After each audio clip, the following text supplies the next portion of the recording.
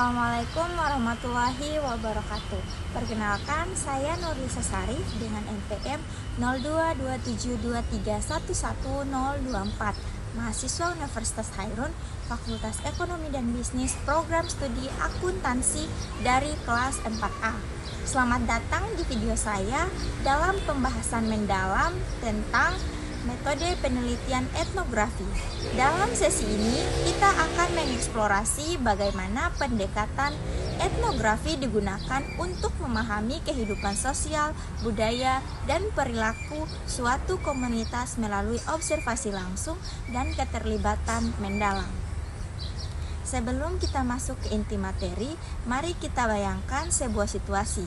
Bayangkan Anda adalah seorang peneliti yang ingin memahami kehidupan suku pedalaman yang belum banyak dikenal di dunia luar. Anda tidak bisa hanya mengandalkan buku atau wawancara singkat. Anda harus tinggal bersama mereka, ikut serta dalam kegiatan sehari-hari, dan memahami pola pikir mereka dari sudut pandang mereka sendiri. Itulah inti dari metode etnografi. Mengalami langsung kehidupan objek penelitian untuk mendapatkan wawasan yang lebih dalam dengan autentik. Metode ini banyak digunakan dalam antropologi, sosiologi, dan bahkan dalam dunia bisnis serta pemasaran untuk memahami perilaku konsumen. Dalam sesi ini kita akan membahas yang pertama, pengertian dan sejarah etnografi. Yang kedua, karakteristik dan prinsip utama dalam penelitian etnografi. Yang ketiga, langkah-langkah dalam penelitian etnografi. Yang keempat, tantangan dan solusi dalam penelitian etnografi. Dan yang terakhir atau yang kelima, contoh penerapan etnografi dalam berbagai bidang. Melalui video ini, diharapkan Anda dapat memahami bagaimana etnografi digunakan untuk menggali wawasan sosial yang mendalam dan bagaimana metode ini dapat diaplikasikan dalam berbagai konteks penelitian. Sekarang mari kita masuk ke pembahasan utama.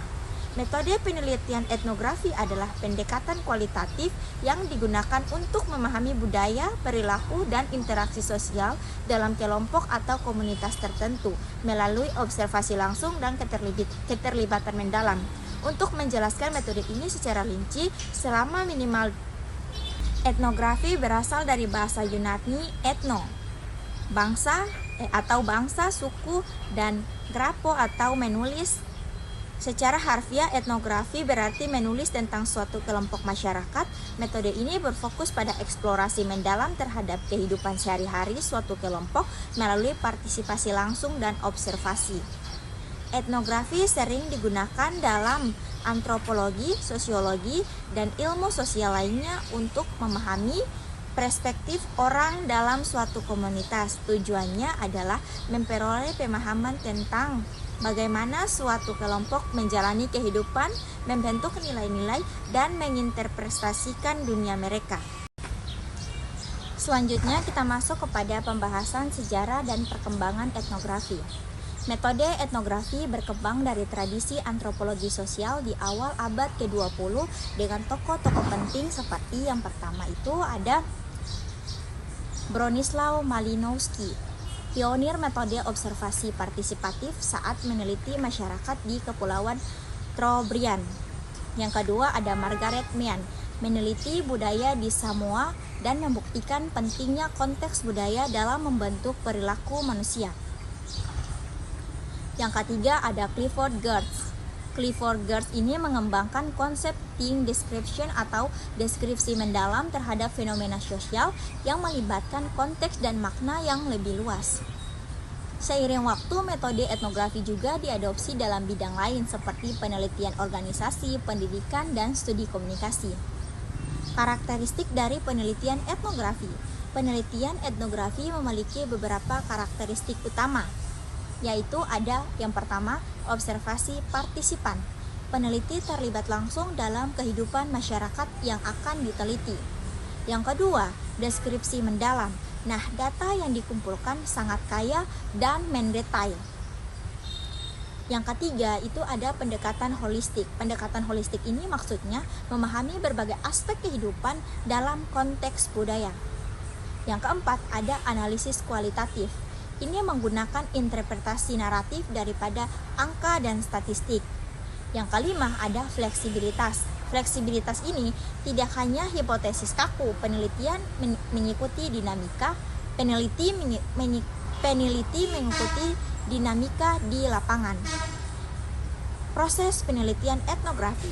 Penelitian etnografi dilakukan dalam beberapa tahap berikut. Yang pertama, ada perencanaan penelitian. Dalam perencanaan penelitian itu ada menentukan topik dan fokus. Menentukan topik dan fokus ini maksudnya menentukan komunitas atau kelompok yang akan diteliti.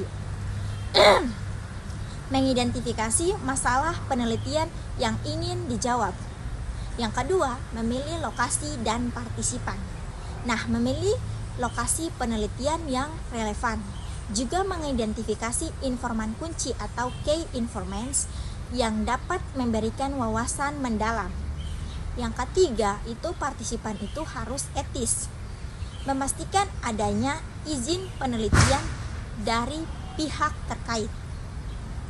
Mendapatkan persetujuan partisipan untuk berpartisipasi dalam penelitian. Nah, kita masuk pada pengumpulan data metode etnografi.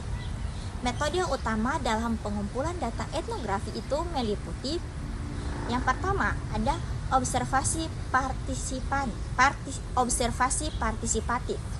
Peneliti tinggal di tengah komunitas dan ikut serta dalam aktivitas mereka. Observasi ini dapat bersifat terbuka, misalnya peneliti diketahui, atau tertutup, peneliti menyamar. Yang kedua, ada wawancara yang mendalam.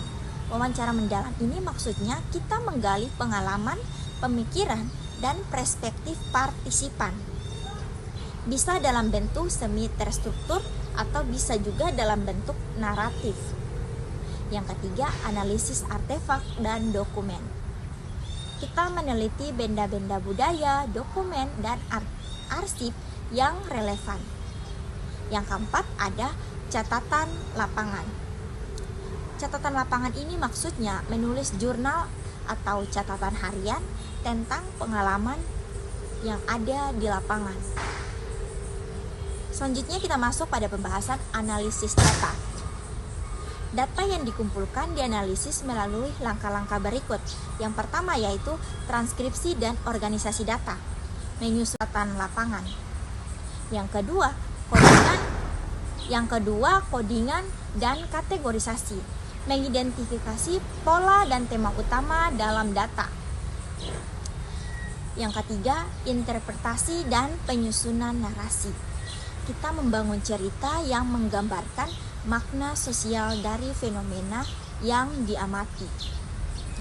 Selanjutnya kita masuk pada pelaporan hasil penelitian. Hasil penelitian biasanya disajikan dalam bentuk naratif deskriptif dengan menampilkan pengalaman hidup masyarakat secara mendetail.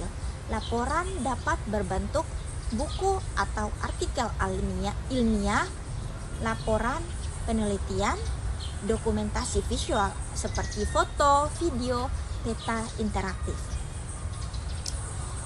Yang kelima, kita masuk pada tantangan dalam penelitian etnografi. Peneliti sering menghadapi berbagai tantangan seperti masalah, akses, dan kepercayaan. Sulitnya mendapatkan izin atau diterima oleh komunitas. Yang kedua, bias subjektif. Bias subjektif ini maksudnya interpretasi peneliti bisa dipengaruhi oleh latar belakang pribadi. Yang ketiga, waktu dan biaya. Peneliti etnografi memerlukan waktu yang lama. Dengan waktu yang lama tadi pasti mengeluarkan biaya yang tidak sedikit. Selanjutnya, etika penelitian. Harus memastikan bahwa penelitian tidak merugikan partisipan.